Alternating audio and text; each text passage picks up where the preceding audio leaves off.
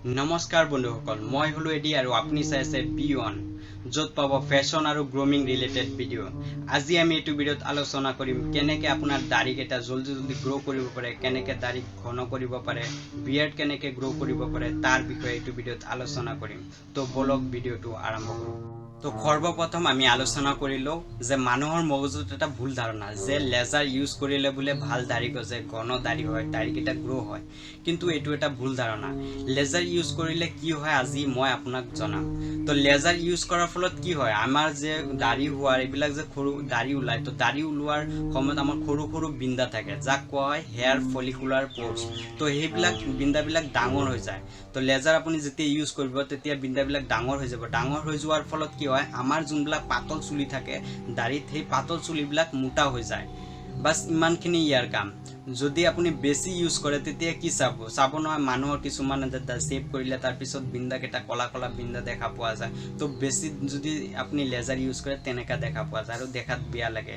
তাৰ মানে এইটো নহয় যে লেজাৰ ইউজ কৰিলে দাড়ি কেটা গ্ৰো হ'ব, দাড়ি কেটা বিকাশ হ'ব আৰু ঘন দাড়ি হ'ব, এইটো নহয়। লেজাৰ ইউজ কৰাৰ ফলত আমাৰ পাতল দাড়ি কেটা অলপ মোটা হৈ যায়, বাস ইমানখিনি কাম, তাৰ বিনিময় আৰু একো নহয়। তো এতিয়া আমি কথা কওঁ ভাল দাড়ি কেনেকৈ গজিব, ঘন দাড়ি কেনেকৈ হ'ব। তাৰ দুটা প্ৰধান কাৰণ আছে। এটা হ'ল আমাৰ জেনেটিক আৰু দ্বিতীয়টো হ'ল আমাৰ টেষ্টষ্টেৰন লেভেল। তো এই দুটা বহু পৰিমাণে আমাৰ ভাল দাড়ি গজিবলৈ ডিপেন্ড কৰে।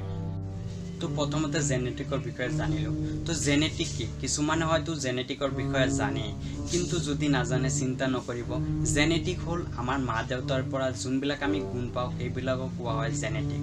জেনেটিকৰ ফলত হয় কি, যদি আমাৰ দেউতাৰ ঘন ভাল ধুনীয়া দাড়ি আছে তেতিয়াহ'লে আমাৰো ভাল ঘন দাড়ি হোৱাৰ চান্স থাকে, 90% চান্স থাকে।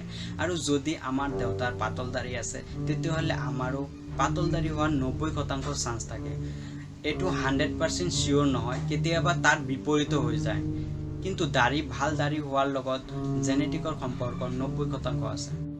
এতিয়া আমি আলোচনা কৰিম টেষ্টষ্টেৰনৰ বিষয়ে। তাৰ আগত আমি জানিলো আমাৰ দাড়ি গজা আৰম্ভ কেতিয়া হয়।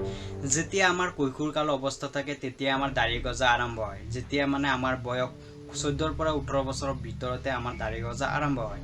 তেতিয়া তেনেকা কি হয়, তেতিয়া আমাৰ শৰীৰৰ হৰমনবিলাক পৰিৱৰ্তন হৈ থাকে, যাৰ ফলত আমাৰ টেষ্টষ্টেৰন লেভেল বৃদ্ধি পায়, যাৰ ফলত আমাৰ দাড়ি গজা আৰম্ভ হয়। তো কিছুমানৰ জলদি জলদি দাড়ি গজা আৰম্ভ হয়, তো কিছুমানৰ দেৰিকে হয়। এনেকা হয় জেনেটিকৰ কাৰণত। যাৰ দাড়িবিলাক ভাল ঘন ধুনীয়া সিহঁতৰ টেষ্টষ্টেৰন লেভেল বহুত ভাল, সেইকাৰণে সিহঁতৰ দাড়িবিলাক ধুনীয়া ভাল ঘন হয়।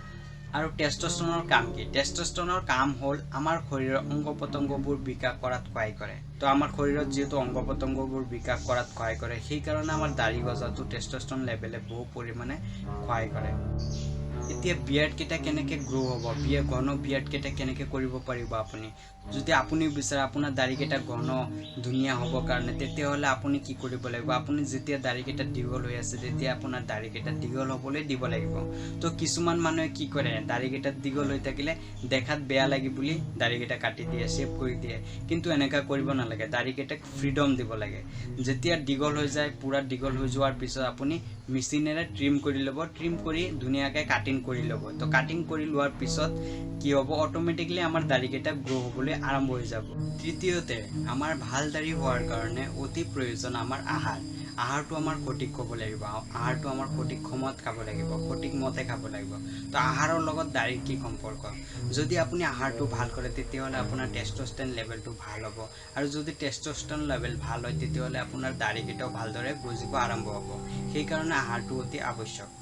অৱশেষত ভাল দাড়ি হোৱাৰ কাৰণে আপুনি কি কৰিব, আমি যেনেকৈ চুলিত সদায় তেল লগাওঁ, তেল কিয় লগাওঁ, আমাৰ চুলিকেইটা যাতে ভালদৰে গ্ৰো হয়, আমাৰ চুলিকেইটা যাতে চিল্কি আহে। তো আমাৰ কেষ্টৰ অইল আমি ইউজ কৰোঁ। তো কেষ্টৰ অইল নাৰিকল তেলত বেছি পোৱা যায়, তো সেইটো মই লিংক ডিছক্ৰিপশ্যনত দি দিম, আপুনি কিনিব পাৰে। সেই যেতিয়া আপুনি তেলটো আপুনি চুলিত লগাব তেতিয়া অলপ হাতত মালিচ কৰি লৈ আপুনি দাড়িত এনেকৈ লগাই দিব। তো এনেকৈ কৰিলে কি হ'ব, আমাৰ দাড়িকেইটা গ্ৰো হ'বলৈ আৰম্ভ হৈ যাব আৰু দেখিবলৈ এটা গ্লেজ আহি যাব। আই হোপ আজি আপোনাৰ এই ভিডিঅ'টো ভাল লাগিছে। যদি ভাল লাগিছে লাইক কৰিব, কমেণ্ট কৰিব, আৰু আপুনি যদি মোৰ চেনেলত নতুন হয় তেতিয়াহ'লে ছাবস্ক্ৰাইব কৰিব নাপাহৰিব।